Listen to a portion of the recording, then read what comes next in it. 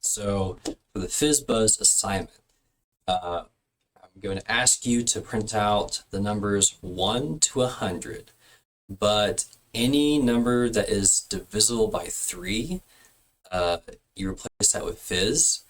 Any number that is divisible by 5, you replace that with Buzz. And any number that is divisible by 15, you replace that with Fizz Buzz. And that is basically the classic problem in interviews to see if someone has just a basic level of programming experience. And just as a reminder, if it's a multiple of 3, Fizz, multiple of 5, Buzz, multiple of 15, Fizz Buzz. And you're going to want to prioritize the larger multiples. So, example, 15 is supposed to divisible by 5 and 3.